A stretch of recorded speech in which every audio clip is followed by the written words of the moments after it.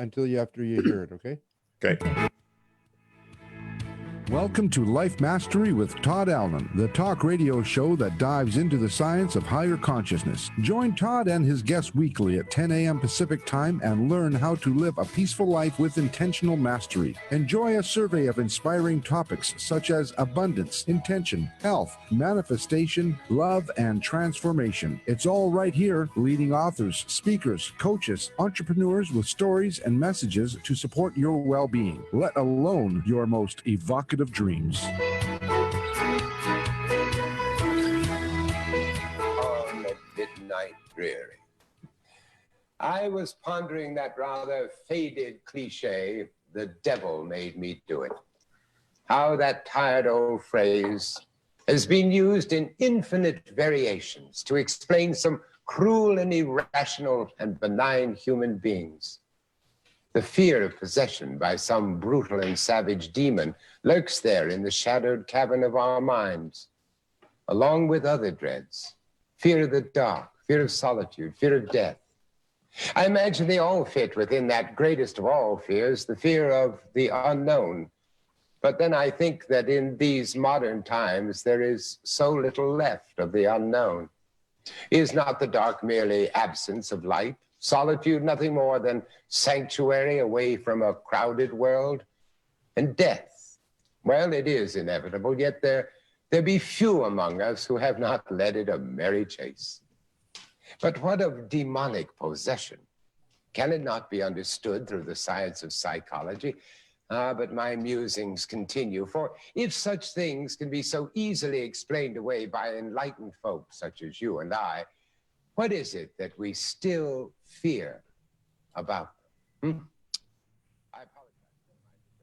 Very nice. We thought we would open. Actually, our engineer came up with that. Welcome to Life Mastery Radio. My name's Todd Allen, and there's that smiley face person, Jackie Bailey, my co-host.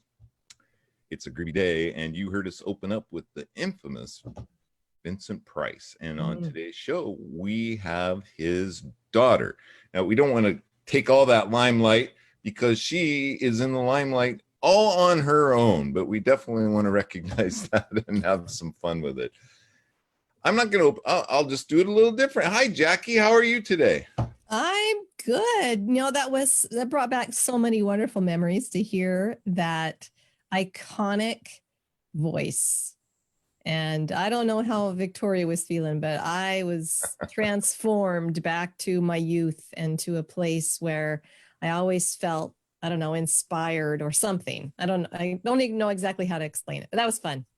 Yeah, he was amazing. I watched, I forget what it's called. Every Friday night, those scary movies would come on, or just, you know, there was some movies that he did that weren't so scary in the beginning. So, I mean, he was just a great actor, great guy, and very personable. So it's a true treasure whose legacy will live forever. Yes. And it's an honor to have Victoria with us with our guests. Yeah, absolutely. Before we get with the show, though, what's going on with that Speak Feed Lead project?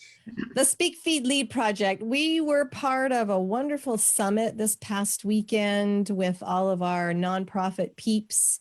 I have a great group of mentors and fellow nonprofit creators. And we got together this past weekend and were able to share our stories and share our mission and purpose. And there was about 300 or so people there. And it was just, you know, it was all online. So I say there, but, you know, we were all in our homes or whatever, but together nonetheless.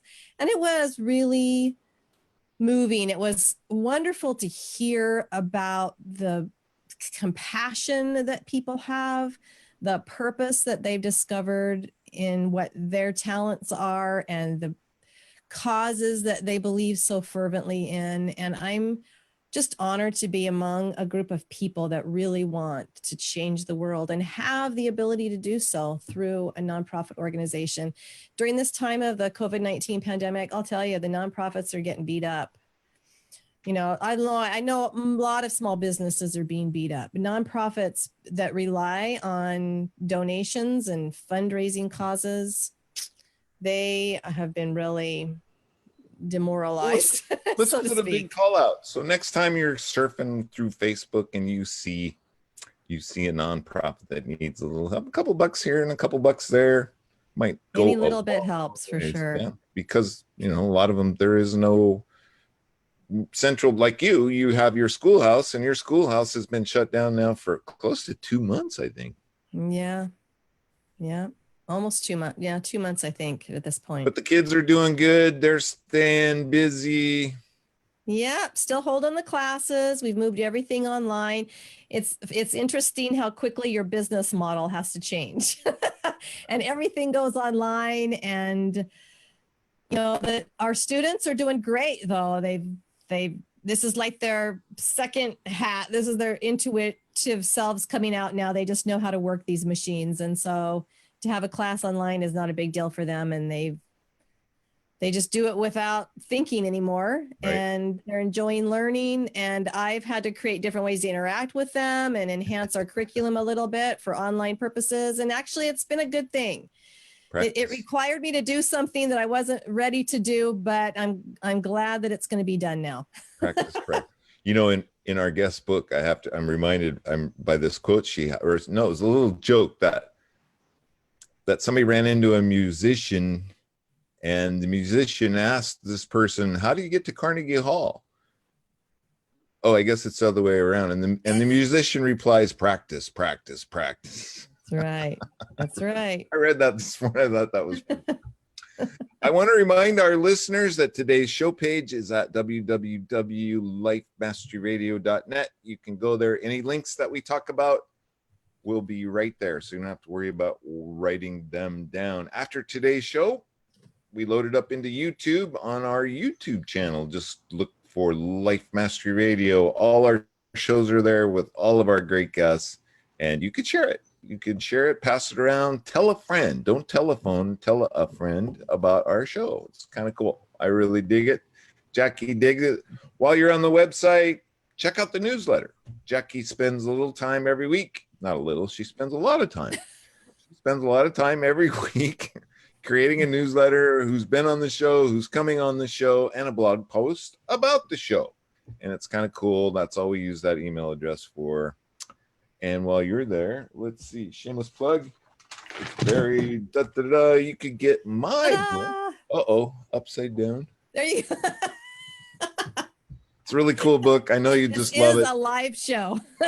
And when you and when you read it and love it, just leave some feedback on Amazon. We would really appreciate it. Anything else with housekeeping? Anything else to do, Jackie? Where do we go? Oh, we have a Facebook page. Every Tuesday we do a watch party. So if you need a good way to listen or watch the show, check that out too. And it's really easy to sign up for the newsletter. You don't even have to worry about hitting on any links or going to some website. I mean, we want you to go to Life Mastery Radio, but right now, while you're watching the show, you can pick up your smartphone and you can text Life Mastery Radio to number 22828. 22828, and then just type in Life Mastery Radio, hit send, and then we'll get your information, and it's that easy. Pretty cool. Then you'll start getting our newsletter. And that's all we use that email address for. Yep. We will not sell it. We will not share it. Just for Life Mastery Radio newsletter. Okay. Now I think we're done, right? Let's get on with our guests. I'm excited. This is kind of cool. As we've led you to believe, our guest today is Victoria Price. And Victoria is an inspirational speaker, author, blogger, consultant, coach, interspiritual minister. That word threw me for a loop. Victoria Price encourages each and every one of us to co-create a legacy of love through heart-centered practice that can heal our planet. Along with writing her popular blog, Daily Practice of Joy, Victoria is the author of 3 books. Her 2018 inspirational memoir, The Way of Being Lost, A Road Trip to My Truest Self. The critically acclaimed Vincent Price, A Daughter's Biography, and her latest book, Living Love, 12 Heart-Centered Practices to Transform Your Life. And eventually we'll talk about that book today, I think. In 2016, after living in New Mexico for 25 years, Victoria began a nomadic life. Over 4 years later, she still chooses to remain intentionally home free. We're going to have to ask her about that too, because that's kind of a big deal. As her core heart-centered practice, she lives on the road with her beloved dog, Allie. Hi, Victoria. Welcome to the show, my friend. Look at that smile. You. And normally Allie would be here with me, but she, unlike me, gets to get groomed. I don't get to get groomed. But they just opened the dog grooming places up, and she's been very hot and unhappy. So she's off getting cleaned up. Otherwise, she knows exactly when I'm on TV or the radio, and she just sits front and center. Oh, we miss that. What kind of breed is she? She's 25-pound doodle. And she has way more to say and a lot more personality than I do. So honestly, you're getting a downgrade today. So she would upstage you for sure. Totally, and it's a good thing. Well, Victoria, during the pre-show, in your introduction, I alluded to this nomadic life that you live and just traveling around, enjoying life. I know a couple of people that do that, and I'm so inspired by it. I don't know that I would have a big enough trailer to bring all my stuff, though. Well, looking at the bookshelves behind you, I'm just going to have to tell you right now that part of what you have to do to live a nomadic life is give up the clutter. But all of a sudden, the brakes hit. The brakes hit, and you had to stay planted. Maybe describe for us. I mean, that must be, after being free, it must be kind of like, I got to get out of here. I began this process really because I heard that I had to. I didn't want to. I mean, I lived on the road for work about 200, 250 nights a year, but I loved my home base. And then something shifted, and I had about 3 weeks in essence to change my life and figure out where to live. And I kept hearing very clearly that wasn't what I was supposed to be doing. And in fact, I kept hearing what I was supposed to be doing was letting it all go. Literally, I heard let it all go, to which I was like, I'm not letting it all go. Are you nuts? I love where I live. I love my stuff. I have this life, let it all go. And every time I tried something, it failed. And so ultimately I did. And I sold pretty much everything I own. What I have is, the stuff the IRS makes you keep, and, a few things that mean something to me, in a 10 by 10 storage unit. And I hit the road, and it was really, again, it was a heart-centered practice, because when you live on the road, you have to learn to let go. And so, ironically, this is part of the same. I make my living, a lot of my living, sort of a few different threads of the ways I make my living. But one of those is public speaking and leading tours. And clearly neither of those things are happening. And so I was between gigs, and I was in New Orleans leading a tour and on my way to Key West, and I had about 2.5 weeks. And I don't really, please no Floridians take offense, but I'm not a big Florida fan. So I was like, where do I go? And I kept thinking, be on the coast. You love the ocean, be on the coast. And then I kept hearing, no, go this direction, go this direction. And then I saw this little cottage that was just, no place I'd ever been, way out of my way. And my heart sang. And one of the things you learn on the road is to listen to that. That's what a heart-centered practice teaches you, to stop listening to your fear-based problem-solving mind, as my dad said, focused on the fear of the unknown. But learning to actually invite the unknown to tell you what you need to know. And so when my heart sang at that little cottage, I just went toward it. And then the world stopped. And again, one of those total blessings. I'm in a small little town in the mountains of Western North Carolina. My landlord would be taking a huge bath. He has 2 Airbnb properties. He's taking a bath on the other one, but he's got somebody here, and he's got somebody here. We work together to make it, work for us both financially. Very cool. Because obviously I couldn't afford Airbnb prices. Sorry, Airbnb, for, months on end. And he's grateful I'm here. I'm grateful for this place, which I love. I have a fantastic next door neighbor.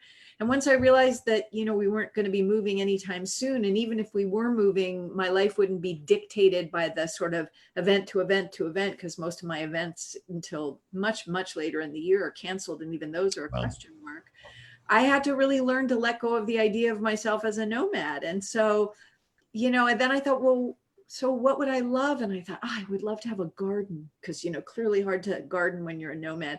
And I asked my next door neighbor, I said, is this little patch between us yours? She said, no, it belongs to the cottage. So I called the landlord and I said, can I have a little garden there? And he said, I'll come over and build you a raised bed garden. I mean, it's just, they're the two of them. Wow. Nice. They're the only two people I see. It's a good thing. Yeah. And so I have a little garden. I have this sweet little cottage. I look out on these beautiful green trees. For somebody who's lived in the Mountain West, that's, remarkable. And I'm a walker. I walk 5 to 10 miles a day. And I feel like I'm at this beautiful spoke of a wheel here that literally any direction I walk from that spoke of a wheel, it's empty. It's beautiful. I see flowers and nice people smiling at a distance and the mountains in the distance. And that came really from learning to let go and listen to my heart. So it was and even now going, well, I'm not a nomad right now and I have to let go of that being my identity. So it's a constant letting go. Oh my goodness, she sold me. Okay. What's the address, Victoria? It sounds like an idyllic place in a very extreme circumstance. It's I've stayed in a lot of Airbnbs over my life, and they've been, there have been some fantastic ones and some that looked really good on paper and weren't so good. And the thing that's actually really great about this one is that it's not perfect and it's perfect. For example, every time there's a little too much rain, which is more frequent than you might think, the basement floods. And I have to go down and, wet vac it out and carry buckets of water out. A little bit. It's like, and the fact that I love it so much and it's imperfect is exactly perfect, right? I'm not in some la la land of this is, awesome. Everything is the Stepford Wives perfect, or, there's rats in the basement. Although we did have mice and I had to, we had to have a conversation, the mice and I, that this wasn't their house. That's an awesome perspective, Victoria. And it just goes to show you, you speak from the heart, you live from the heart, and you're always looking for the gifts. It's very cool. But I have, you said something. So you guide tours? Yeah. Well, my parents were big travelers. They wrote 4 really, really famous cookbooks. One was super famous. It sold 360,000 copies when it came out in 1965. It was named one of the 100 most important culinary events of the 20th century. And then when it eventually went out of print, it became one of the top 10 most popular out of print books of any kind, not just cookbooks. And so, the spirit of that book was really that they were collectors of experience and sharers of experience. And so I have a wonderful business partner in London, and he's a real expert on my dad's film career, which I'm not. And he lives very much that ethos. He loves to travel. He loves to travel like my parents did.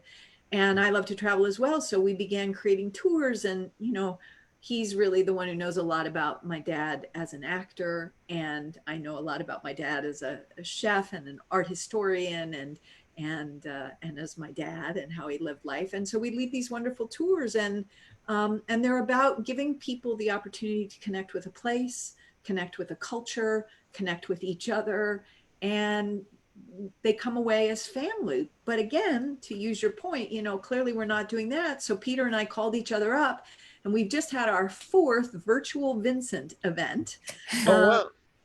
And we've had one about cooking, where people all over the world prepared a dish or a cocktail or a mocktail, and we all ate together and looked at these rare clips of my dad cooking.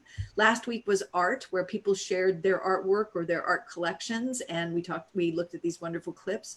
A couple were about film. And one of the real frustrations for us is you can't get everywhere, or people would love to come on these things, but they can't afford it.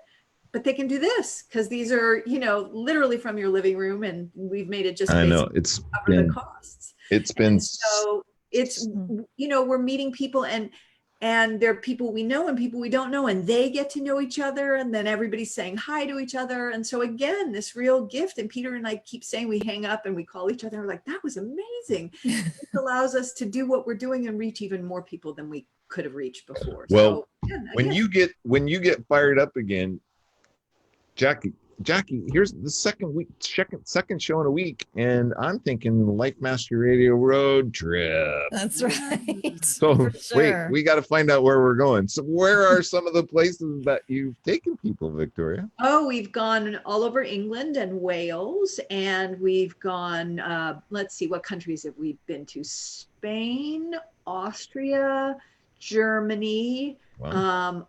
Liechtenstein, which is a place not a lot of people have been, Switzerland, Belgium, Wow. Holland, Wow. France, and all over the US. And we were supposed to go this year to Italy. That's not happening, obviously. So that will be in 2021, which I owe my existence to Italy. My parents moved to Italy, and It's a cool my place. dad was 50 and my mother was 44. And as they said, or my dad said, we discovered we weren't as old as we thought we were, because I ended up coming about as a result of La Dolce Vita. So I was totally blown away by the Colosseum. I mean, it was on my bucket list, and it was just like, oh my gosh, really? but we go off the beaten track as well. You know, we Sure. just did a wonderful trip to New Orleans, which was a lot about the cuisine, because of this cookbook. But we've gone to, you know, the Hopi area of Arizona, and we've just gone amazing places. And Wow, I'm gonna have to get on your mailing we list. love doing, and so that's going to continue. This year we're supposed to go to Scotland and Wales again, but again we'll see whether it's late enough in the year that travel happens. Yeah. So what's your father's lineage? Sounds like he's got a great following throughout Europe. So Well, where he did made a he come lot of movies in England. from? Okay. So that made him very popular with the English. And he was an Anglophile, and my mother was English, and his third wife was Australian, but lived her entire, you know, adult life, well, from the time she was 15 in England, and was a well-known English actress. So he has a big following there. And then his films were dubbed everywhere. And some of them were made in other places, in Spain and England, and, you know, and also he just was somebody who was really deeply loved. And so I had the good fortune of growing up a lot of places and speaking a few languages. And so that's been a real gift too, to be able to share, you know, especially if I speak the language, to be able to give talks in the languages of different fans, although most people in Europe speak better English than Americans. So So, Victoria, growing up, did you know the difference? I mean, did you know that your dad was this famous actor, or was it just life is normal? well, you know, you grow up in Hollywood. I guess it's probably like growing up in Detroit. And if somebody doesn't work in, you know, the car industry, then they're, you know, they work in some peripheral field that feeds the car industry. You know, Hollywood was very much like that. And so, yeah, a lot of the kids in my class were kids of industry people, or even wow. very, very famous people. So it seemed pretty normal to me. And I actually think I didn't really understand how weird my life was until I got, you know, a real perspective. And even though my parents were super, super strict, and I was not allowed to be a Beverly Hills brat, I was not allowed to, you know, be spoiled. I had a, you know, they really wanted me to be a normal kid, you know. I lived in Germany as an exchange student for 13 months when I was 16. And my German father really, he was this amazing guy. And he just had this, he was one of those people very much like my dad who, you know, he just would make friends with anyone. And he just has this huge bright spirit. And so he was thinking about living in America, moving his family to America. So while I was there, he went on a little trip around America. And of course, my mother hosted him. And, you know, I loved living with them. It was a normal childhood. Nobody knew who my dad was. They grew vegetables in their backyard that we ate. She cooked this amazing stuff, you know, like yogurt from scratch. And I rode my bike to school, and I got to be this, you know, normal kid. And I love languages. So I look very Germanic, and I spoke German pretty fluently, pretty quickly. And so I had this totally normal life. And then my German father came back from the trip, and he was mortified. He said, "I'm so sorry about our house. You know, it's a dump." And I almost burst into tears because I felt so at home with them and so at home in their home that Right. for him to think because where we lived was bigger or better, made it better, was so ridiculous to me. And I That's think the that love. was the first moment where I really understood how I grew up looked from the outside. You grow up in privilege. You have to really choose in a way when you're younger to leave that privilege. And so when I was in my early 20s, I lived off the grid. I lived in a house in the mountains of New Mexico with no running water and no heat. And that was really a choice for me to want to prove to myself that I didn't have to be that kid with the silver spoon in her mouth. And it was a miserable time in my life. My 20s were such a misery. I was so caught up in ego and, self-will run riot and, who am I supposed to be? It was sort of this paring away of the shoulds, banging up against the shoulds. And, I hated my 20s. But I'm so grateful for that time because it taught me, to be grateful for the flooded basement this morning. Totally. Yeah. Every corner I've turned, every stoplight I've stopped at, every door I've opened has led me to where I am and who I am today. Right. So there was a point then, Victoria, where you were missing joy or something because you began this practice of joy. And I want to help our readers to understand a little bit what you mean by that, because it's throughout your book, practicing joy and this idea of being heart-centered. So which came first, the idea of being heart-centered or practicing joy? Well, what came first was the misery. I was about, We've all been there. my life kept falling apart over and over again, and I'm sure people from the outside probably thought, oh, she's down at the bottom. I was fortunate in the sense that I didn't have any mind-altering addictions in my life. Chocolate, I'm addicted to. Buying shoes, I'm addicted to. But I was very bad with money. And I was a workaholic, and the two really went together. And so my life had fallen apart. I built it back up instead of it falling apart. And this was like probably the most catastrophic falling apart. And instead of sort of looking at my life and going like, wow, wonder why it fell apart. And maybe I should look at that. Maybe I should jettison everything. No, I just built it right back up. And I built it up and I, had been doing everything right. And one morning I looked in the mirror and I thought to myself, you're doing everything right. This is good. And this is good. And this is good. And you've done this and this and this. And then this little voice said, and you're miserable. And I was like, oh, I am. And then the voice said, and if you have to live like this for another 40 years, you won't make it. And I knew in that moment that I had to change my life. That was it. Fortunately, that was 2011, the year of what would have been my dad's 100th birthday. And I had been invited to participate at all these incredible events that somebody very cleverly dubbed the Vincentennial, all over the world. And Nice. I decided, because of what was percolating up in me, to not talk about his movies. First of all, almost anyone knows more about his movies than I do, but really to talk about how he lived his life, because I thought that's what the fans don't know. And it's what they want to know. What I didn't realize was that in doing that and trying to sort of convey who my dad was, I literally stood in his shoes and I felt that again. And what I felt was joy. Was he a spiritual person, Victoria? Was He's he a very spiritual person. Yeah. Mm-hmm. I was just curious about that. Yeah. What would he say? I don't want to get off track too much, but that question's just right here. What would he say about the scary movies that are created today? I think actually what's happening now, he would like a lot more than what was happening during the slasher period, because he always felt that what was really interesting about movies was what was left to our imagination. Yeah. And I think he's right, that what our imaginations fear, witness what's going on in the world right now, is far more terrifying than seeing the blood spurt out of someone's neck.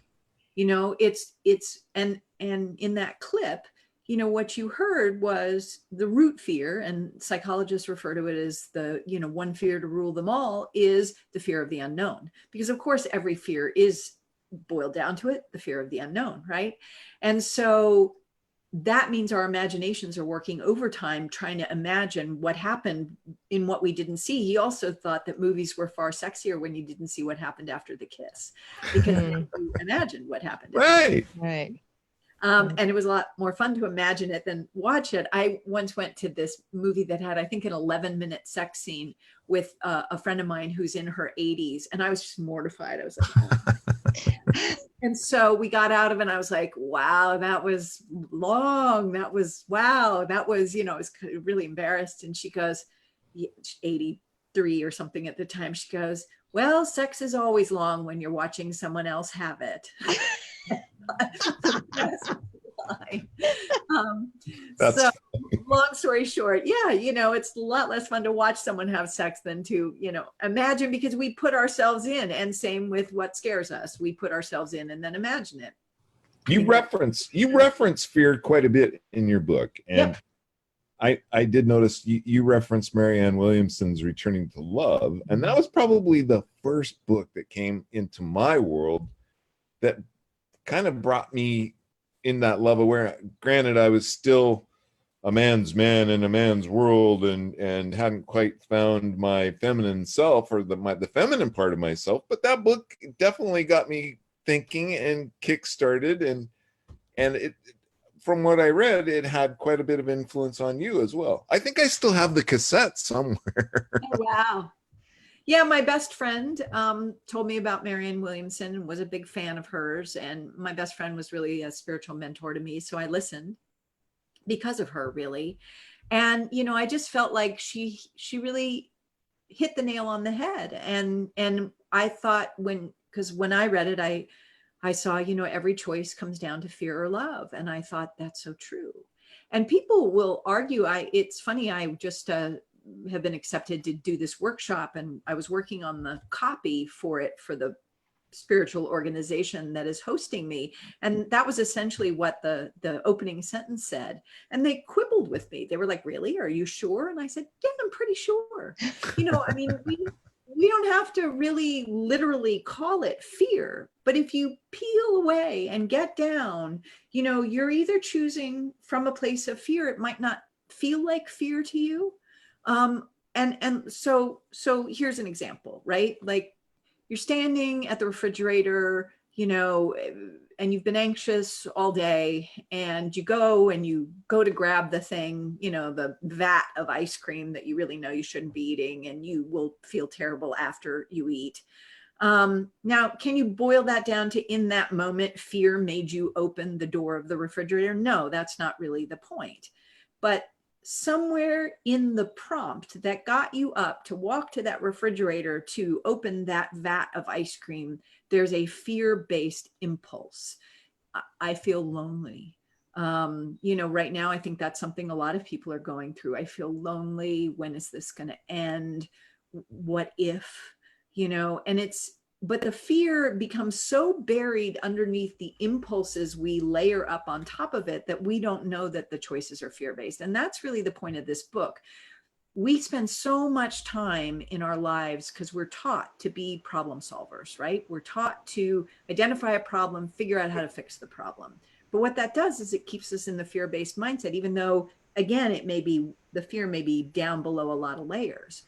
So basically, this book is about short-circuiting that by creating heart-centered practices. And to go back to your question, when I stood in my dad's shoes and I felt that joy, I knew that's what was going to change my life, because I vowed to myself in the mirror to change my life, but I didn't know how.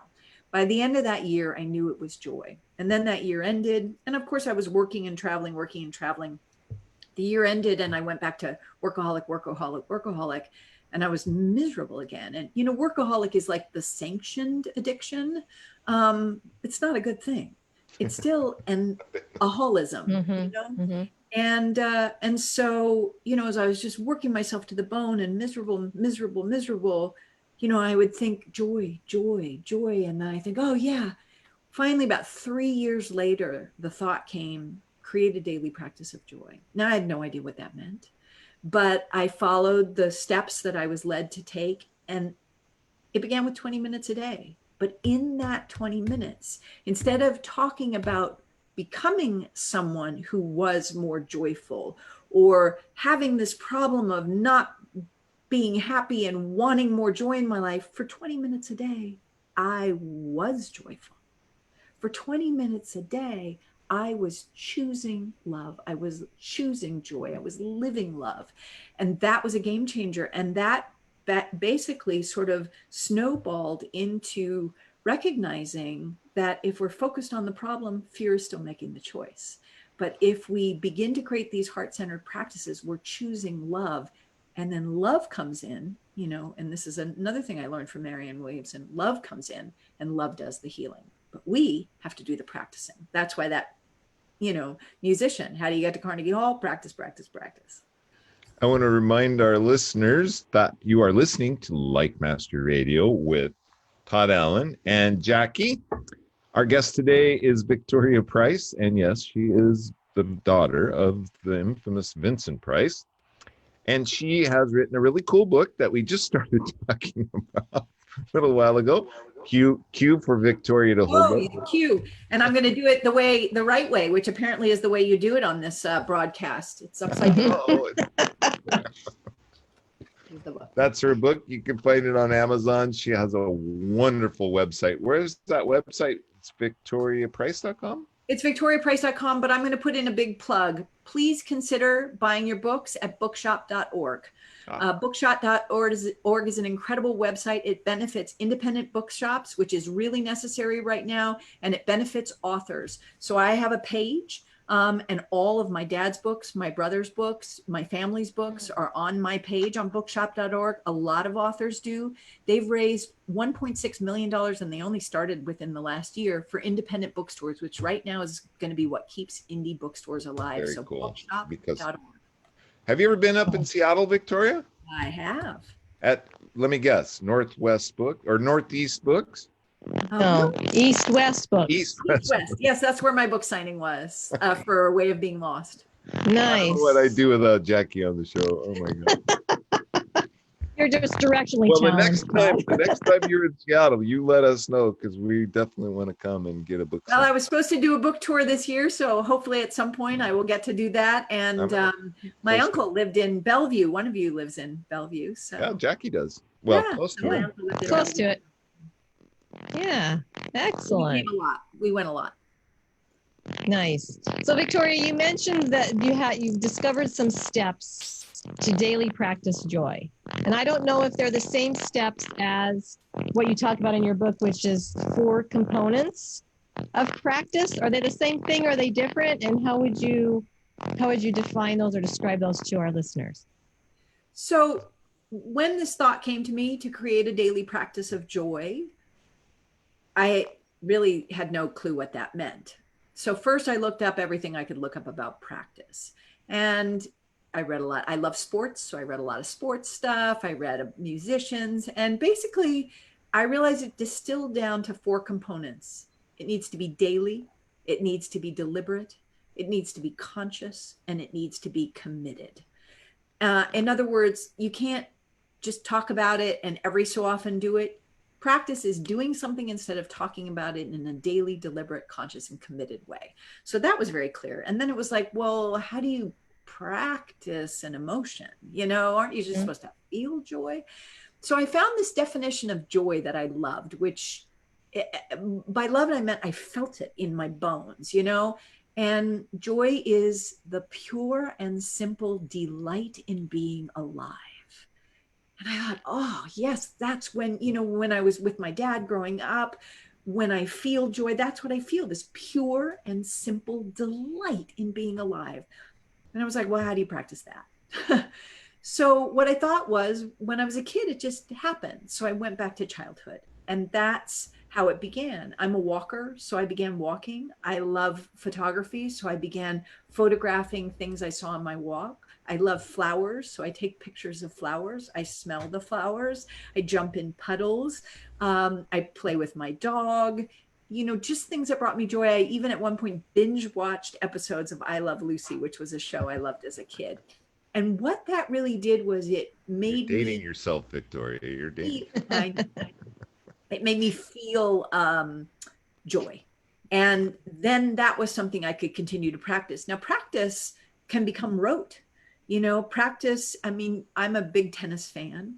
And here, there are people who are amazing tennis players. And all of a sudden, they'll have an off season. And the commentators, in all their wisdom, will say, oh, his serve just isn't what it used to be. Or her backhand, it's all wonky this season, Well, then you can't just practice the way you did, because then you're going to keep serving the way you did or hitting that backhand the way you did. So practice has to be reinvented. And to my mind, it has to be reinvented from the heart out. And that really is the key. And so then I began creating these other heart-centered practices, because it came through to me that there were things that were out of kilter or out of whack. And instead of looking at what was out of whack, I thought, it's almost like, here's the counterfeit and here's the, gold bullion. Do I keep trying to get the counterfeit? That's kind of a waste of time. Or do I go for the gold bullion? And really what we want is to feel, everybody in the world wants the same thing, to love and to be loved. Yeah. Even our leaders who we, whatever leaders they are, who we love to criticize, they all want to love and be loved. And so if we can recognize that, then what we're really trying to do is practice in a daily, deliberate, conscious, and committed way anything that aligns us with love. One day I heard Marianne Williamson speaking, and this has always stuck with me. I don't know if this is in the book Returning to Love or if it comes from A Course in Miracles, but it sticks in my head, and her face is planted on it, and it is, there are only two ways that people relate to me. It's either love or it's a call for love. And when you begin to recognize that it's a call for love, it changes your perspective, and then you get in tune with that person and give them love instead of reacting in a negative way or in a reactive way. It takes practice. It totally takes practice, and right now there's just so much dialogue out there about their way is wrong, our way is right, our way is right. It's like everybody. It's easy to get caught up in it too, Victoria. I mean, it's easy to just buy into it, and it's just like, you got to catch yourself, and it's like, oh my gosh, whoa. Totally. And you have to really understand why somebody is making that choice. The other day I went out to get in my car. I hadn't driven it in a while, and the battery was dead. And it didn't surprise me, because I thought the battery needed changing the last time I went to the dealer, but they didn't think so. But when it has all the white stuff flowing all over, it's probably not in good shape. So I called AAA, and they put you through this whole rigmarole, your health, and have you been sick, and your mask and your gloves. Oh, right. So I went out loaded for bear, ready to follow the rules. And my driver, not a mask, not any gloves, nothing, right? And so I who, really kind of am not in a lot of judgment around one way or the other, but because I'd been prepped, and now I was like, I have my gloves, I have my mask on, I'm ready. I was in judgment, like, why the hell aren't you wearing yours? We were told to wear ours. I was like very righteous in my mask and my gloves. And so he said something, and I said something to him, and he said, I can't understand you. And I said, oh, okay. And he said, I was in Desert Storm and my ears got blown out. I don't know what anyone's saying if they're wearing a mask. Paradigm shift. Yeah. And I was like, oh. And, we ended up having, when he came, he said, I've got 3 calls after you. He ended up replacing my battery. We had amazing conversations. At the end, he said, I love your energy. And I said, I love yours. And we had this amazing conversation. He was very solicitous of my well-being, stay safe and do all of this. And we really had a beautiful conversation. But because I was entrenched in this message that had come to me from outside me, I lost my center. And my center had to come back in connection to another person and their experience. And that's the part of practice that is really challenging, because it's great when you're up on the mountaintop and it's great when you're sitting in the, yoga studio and all of those things. But we have to do it every day, with other individuals. Even if those other individuals aren't in the room with us, our thoughts about other individuals, we have to do it. How would you talk some of these people down from the ledge here, Victoria, that are living in fear, that are worried about getting sick, or they're worried about their business failing? There's lots of things that we could worry about right now. So how do you talk someone down? How do you help them to understand how to have a heart-centered practice every day and live the joy that maybe we have a hard time looking for or finding, but it's there somewhere, right? So what would you say to our listeners? Well, if it's helpful at all, I ended up at one point of my life $2 million in debt. As a lawyer I knew at the time, who went through a divorce and lost everything, and he came by to visit me one day, and he said, "Oh, it's been really rough. I just got taken to the cleaners in this divorce." And I said, "Oh yeah, I know what you mean. I know what it means to go down to zero." And he looked at me and he goes, "Oh, honey, you're not down to zero. You're like 12 floors down in the basement. $2 million in debt. That's way down there." And as I told you, my instinct is always to do.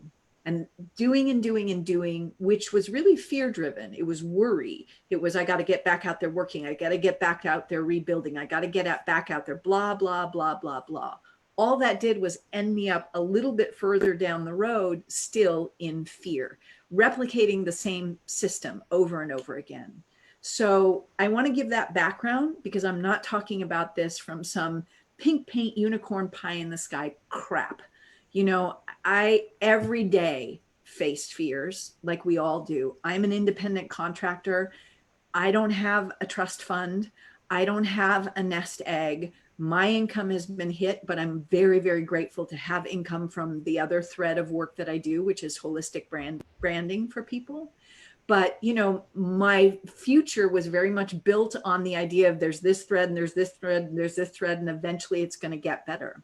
So now we're just on this thread, and I'm grateful for it. So I want to give that background. And then what I want to say is this. What I learned from trying to fix the problem was that it keeps you in the problem.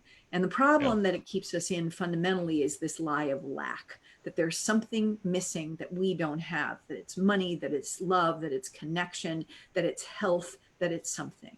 And so many of the heart center practices are about shifting that. And then what I would say about right now is that I think that this period of time is like that blue dye that gets injected into the veins for medical tests to determine what is healthy and unhealthy.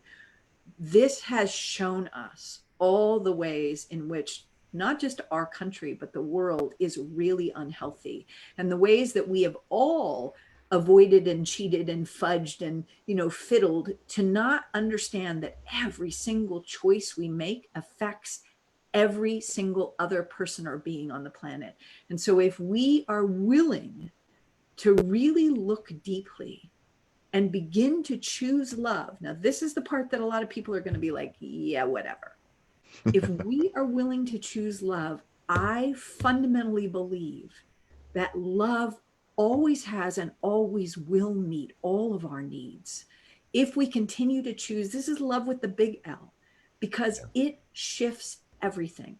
And it's a risk. And right now we don't have a lot of global dialogue from the leadership that is in the world that is talking about powerful love-based things. We got a lot of fear coming at us. And so when the one or two world leaders who seem to have a more holistic, or leaders in the country have a more holistic point of view, we're like, oh my gosh, this is so fantastic. But honestly, we are here to love. And this is our DNA. And what is off is that we've lost that. And so from that place of somebody who was down there in the basement and has had, I've had many, many privileges in my life, but I've also really, really faced a lot of fears. Love is the only answer. And that's not a Beatles song. Although it's a good song. Very, very well said. Wow.